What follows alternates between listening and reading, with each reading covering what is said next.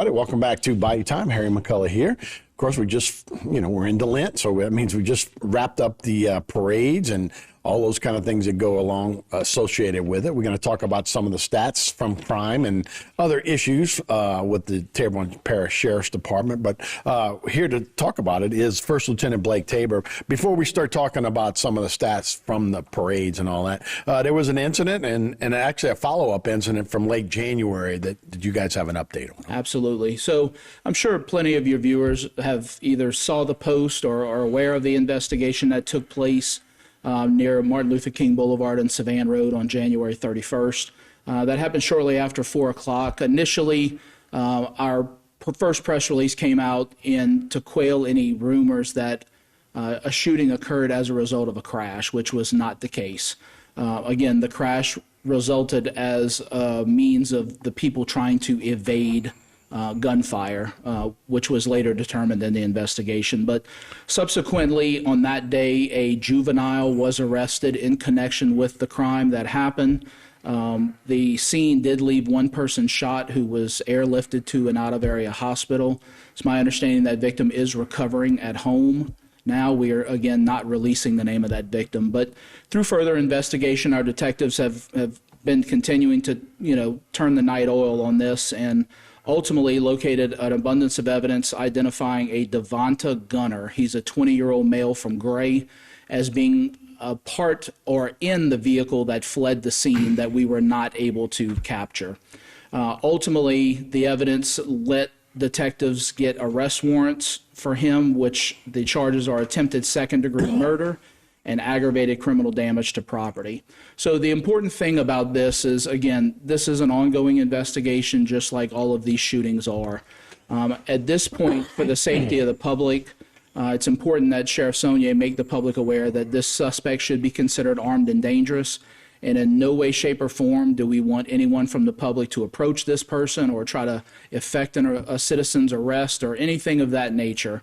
We ask that if you have information that about the whereabouts or that leads to this investigation, to please contact the Sheriff's Office or Bayou Crime Stoppers and let us do our job the right way. Yeah, and hopefully he can turn himself in as Absolutely, well. And that's ultimately what we strive for.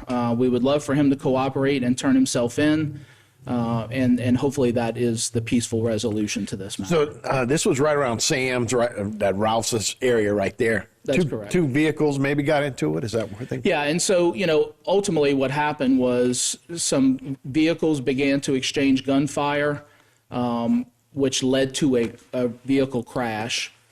Subsequently, again, the rumor mill was that the crash resulted as a result of these two vehicles, or the gunshots occurred as of these two vehicles, sort of a road rage type incident, which was absolutely not the case.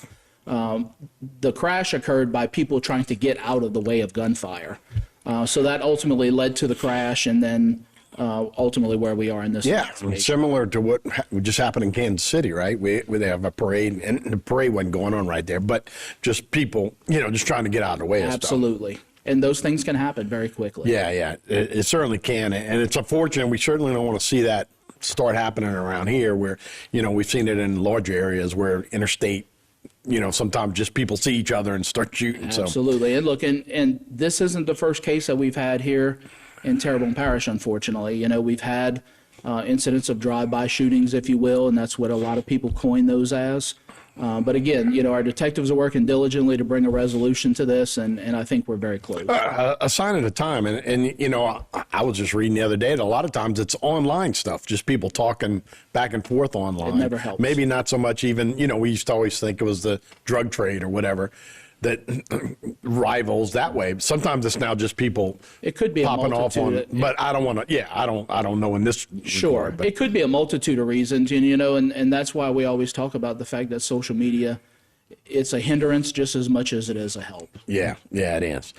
So we did finish the Mardi Gras, the route, the parade, and so as we start looking at some of your stats, is this encouraging? Actually, I remember last year the number of going down to that, where we at right in the middle, the guns retrieved.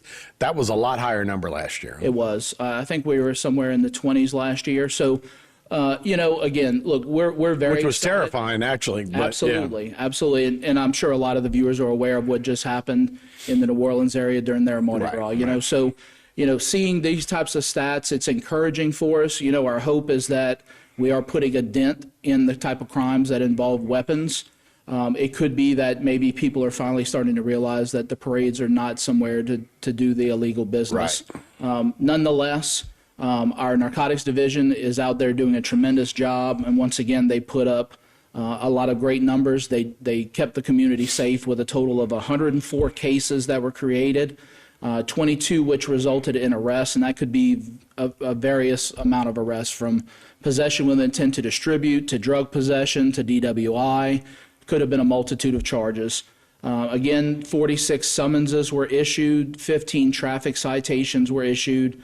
We spoke about the 5 guns that were recovered, one of which was a stolen firearm. And then, the other 2 stats that I'm pretty proud of is that 3 missing juveniles were located, and we had 1 juvenile arrest. We are very proactive with our missing juveniles in this area, and it's great to see that some of those children are being obviously in parades. That could be a big issue. Now, this was just parade, policing. Absolutely, and proactive policing. I would imagine. Absolutely, and this was response to some calls for service, but a lot of these stats were self-driven. Officers seeing crime taking place or about to take place, and stepping in and being proactive and doing their job. All right, well, good. I mean, for the most part, sounds like a good Mardi Gras season, and we got through it. All right, Blake, appreciate it, man. Thank you. First Lieutenant Blake Tabor with the Terrebonne Parish Sheriff's Office. We'll be right back with more Bayou Time right after this.